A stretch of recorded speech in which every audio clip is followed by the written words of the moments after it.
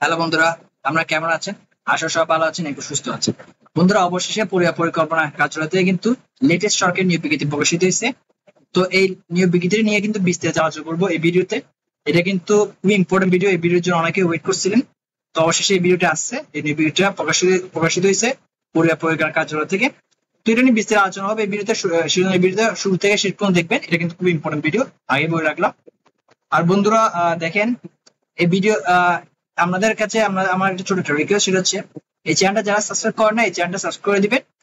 আর আমার সব ভিডিও সবার আগে পাওয়ার জন্য বেল আইকনটা ক্লিক করবেন, ঠিক আছে? তো বন্ধুরা দেখতে পাচ্ছেন, পরিবার পরিকল্পনা কার্যালয় থেকে লেটেস্ট নিয়োগ বিজ্ঞপ্তি প্রকাশিত হয়েছে। 15/4/2024 সালে প্রকাশিত হয়েছে, ঠিক আছে? এখানে কি কি পদ আছে, সেসব পদ জন্য কি শিক্ষক যোগ্যতা লাগবে, কত পদ সংখ্যা, তারপর কোন কোন জেলা মানুষ প্রার্থীরা আবেদন করতে পারবেন, আবেদনের ঠিকানা কোনটা, আবেদন শেষ তারিখ কোনটা, তারপর আবেদন কিভাবে করবেন, সব কিন্তু বিস্তারিত আলোচনা করবে এই ভিডিওতে। সেজন্য এই ভিডিও শুরু থেকে শেষ পর্যন্ত দেখবেন। আর আবেদন বয়স কত, এটা নিয়ে আলোচনা করব। তো বন্ধুরা শুরু করি ভিডিওটা। দেখেন এখানে লিখছে পদের নাম ও বেতন, ঠিক আছে? 2015 অনুযায়ী বেতন দিবে। প্রথম পদ যেটা হচ্ছে সেটা হচ্ছে উপসহকারী কর্মী। আরেকটা ইম্পর্টেন্ট জিনিস বলে রাখি, এখানে এসএসসি পাস হলে আবেদন করতে পারছেন, এসএসসি এইচএসসি পাস হলে আবেদন করতে পারবেন। সকল জেলা থেকে আবেদন করতে পারবেন, নারী পুরুষ উভয়ই আবেদন করতে পারবেন, ঠিক আছে?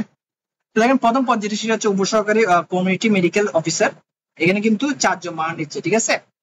শিক্ষাগত যোগ্যতা অভিজ্ঞতা কি করছে দেখেন, এসএসসি পাস এবং স্বাস্থ্য ও পরিবার কল্যাণ মন্ত্রণালয় কর্তৃক অনুমোদিত মেডিকেল অ্যাসিস্ট্যান্ট ট্রেনিং স্কুল করতে চিকিৎসা সহকারীদের জন্য নির্ধারিত কমপক্ষে 3 বছরের মেয়াদী ডিপ্লোমা কোর্স পাস হলে কিন্তু আবেদন করতে পারছে এই পোস্টের জন্য, ঠিক আছে?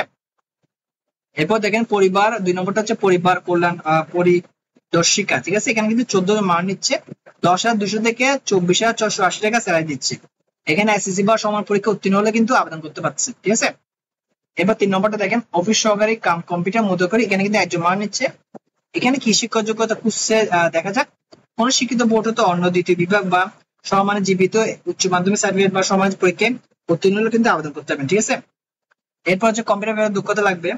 তারপর হচ্ছে computer word processing, data entry এবং টাইপিং এর গতি প্রতি মিনিটে বাংলায় সর্বনিম্ন 20 শব্দ ও ইংরেজিতে সর্বনিম্ন 20 শব্দ হতে হবে, ঠিক আছে? 4 নম্বর হচ্ছে অভিষয়ক।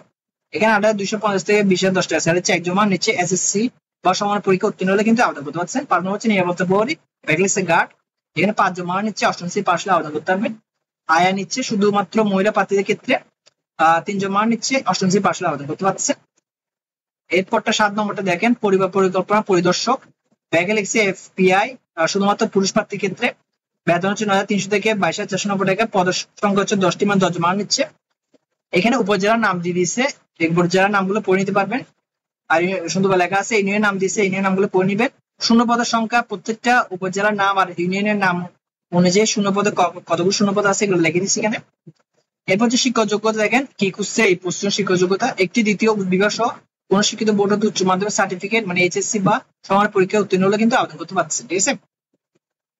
এরপর হচ্ছে 8 নম্বর দেখেন। 8 নম্বর হচ্ছে পরিবার কল্যাণ সহকারী, ঠিক আছে? এফপিপিওএ শুধুমাত্র মহিলা প্রার্থীর ক্ষেত্রে। এখানে কিন্তু 12 জন মান নিচ্ছে। এখানে উপজেলার নাম দিচ্ছে সদরে, আর ইউনিয়ন নাম দিচ্ছে এখানে সদর ইউনিয়ন নামগুলো আছে, সুন্দরভাবে লেখা আছে, আমরা পড়ে নিবেন। এখানে পুরাতন, এখানে ওয়ার্ডের অনুযায়ী নাম দিচ্ছে। শূন্য পদের সংখ্যা দিচ্ছে 5টি, ঠিক আছে? এখানে 5টি নিচ্ছে এই ওয়ার্ড অনুযায়ী, ইউনিয়ন নাম অনুযায়ী আর ওয়ার্ড নাম অনুযায়ী। আর শিক্ষক যোগ্যতা কি দেখেন, এসসি বা সমান পরীক্ষা উত্তীর্ণ হলে কিন্তু আবেদন করতে পারছেন এই পোস্টের জন্য। এরপর হচ্ছে এখানে কি সেম দিক দিয়েছে। তো এরপর হচ্ছে আমাদেরকে যেটা ইম্পর্টেন্ট আছে সেটা হচ্ছে কোনটা জেলার প্রার্থীরা কোন কোন পোস্টের আবেদন করতে পারবেন। দেখেন এখানে লিখেছে যে এলাকার প্রার্থীরা আবেদন করতে পারবে রাঙ্গামাটি জেলা স্থায়ী বাসিন্দা, ব্যাকেলের সকল উপজেলা হতে, ঠিক আছে? এরপর হচ্ছে 7 নম্বর পত্রিকা লিখছে শুধুমাত্র সমস্ত ইউনিয়নের স্থায়ী বাসিন্দাগণ আবেদন করতে পারবে। 8 নম্বর ক্ষেত্রে লিখছে 7, এখানে ইউনিয়ন গুলোর নাম দিচ্ছে, ওয়ার্ড গুলোর নাম দিচ্ছে, এই ওয়ার্ডের মধ্যে কারা কারা আবেদন করতে পারবেন এখানে লিখে দিচ্ছে, ঠিক আছে? এটা পড়ে নেবেন, ঠিক আছে? এরপর দেখেন শর্তাবলী দেখি। মানে আপনি এখানে এটা কিন্তু অনলাইনে হবে না, এটা ডাকযোগে বা কোরিয়ার সার্ভিসে কিন্তু আবেদন করতে হবে, ঠিক আছে? এটা ডাকযোগে আবেদন হবে। তো আবেদনটা কোন ঠিকানা হবে এটা একটু দেখিনি, আর আবেদন শেষ তারিখটা কোনটা এটা দেখিনি। শর্তাবলীর মধ্যে এটা বলে দিচ্ছে ওরা। দেখেন 1 নম্বর লিখছে আবেদনকারীকে মাননীয় চেয়ারম্যান রাঙ্গামাটি পার্বত্য জেলা পরিষদকে সম্বন্ধ করে নমুনা চক মোতাবেক পূর্ণ নাম ও স্বাক্ষর সহ পূরণকৃত চকে আবেদনপত্র বর্ণিত প্রয়োজনীয় কাগজপত্র সংযুক্ত করে আগামী 8/5/2024, ঠিক আছে? এটা হচ্ছে আবেদনের শেষ তারিখ, বুঝতে পারছেন? 8/5/2024 হচ্ছে আবেদনের শেষ তারিখ। এত তারিখ পর্যন্ত অফিস চলাকালীন রাঙ্গামাটি পার্বত্য জেলা পরিষদ রাঙ্গামাটি কার্যালয় সরাসরি অথবা ডাকযোগে, দেখছেন, সরাসরি অথবা ডাকযোগে পৌঁছাতে হবে। নির্ধারিত তারিখ ও সময় পরে সরাসরি কিংবা ডাকযোগে প্রেরিত কোনো আবেদনপত্র গ্রহণ করা কি হবে না, ঠিক আছে। এই তারিখ পরে কিন্তু আপনার আবেদনটা কিন্তু ওরা গ্রহণ করবে, এটাই বলে দিচ্ছি। 2 নম্বর হচ্ছে আবেদন ফর্ম ও প্রবেশপত্রের নমুনা কপি রাঙ্গামাটি পার্বত্য জেলা পরিষদ ওয়েবসাইট www.rsdc.government.bd অথবা জেলা পরিবারের পরিকল্পনা বিভাগের ওয়েবসাইট www.fpo.rangamati.government.bd হতে ডাউনলোড করা যাবে, ঠিক আছে। তো এটা বলে দিচ্ছে ওরা। আর তাও 3 নম্বর দেখেন কি লিখছে, 3 নম্বর যেটা দিচ্ছে সেটা ইম্পর্টেন্ট। আবেদনপত্র দাখিলের নির্ধারিত শেষ তারিখে প্রার্থীর বয়সসীমা 18 থেকে 30 বছর হতে হবে। তবে বীর মুক্তিযোদ্ধা প্রার্থীদের কোটায় আবেদনকারীদের ক্ষেত্রে বয়সসীমা 18 থেকে 32 বছর পর্যন্ত শিথিল হবে, ঠিক আছে। 4 নম্বর হচ্ছে আবেদনপত্রের সাথে যেসব কাগজপত্র নিতে হবে, প্রথম বছর 14 তলা 3 কপি পাসপোর্ট রঙিন ছবি নিতে হবে। তারপর হচ্ছে বোর্ডের বিশ্ববিদ্যালয় কর্তৃক শিক্ষাগত যোগ্যতা সকল সাময়িক সনদ ও প্রশিক্ষণ সংক্রান্ত সনদ নিতে হবে, ঠিক আছে। তো আরো অনেক কিছু নিতে হবে যেগুলো এখানে পড়েছে, জাতীয় পরিচয়পত্র, জন্মসনদ নিতে হবে, ছতে লিখছে অভিজ্ঞতার সনদ লাগবে যদি থাকে। তো এখানে আরো অনেক কিছু লাগবে যেগুলো সুন্দরভাবে লেখা আছে, এগুলো একটু পড়ে নেবেন। তো বন্ধুরা এটাই ছিল আপনার লেটেস্ট যে পরিবার পরিকল্পনা কার্যালয় থেকে যে নির্বাচিত পরিষদ লিখে দিচ্ছে, এখানে দেখেন পরিবার পরিকল্পনা কার্যালয় থেকে লেটেস্ট নির্বাচিত পরিষদ হয়েছে, এটা 15/4/2024 সালে।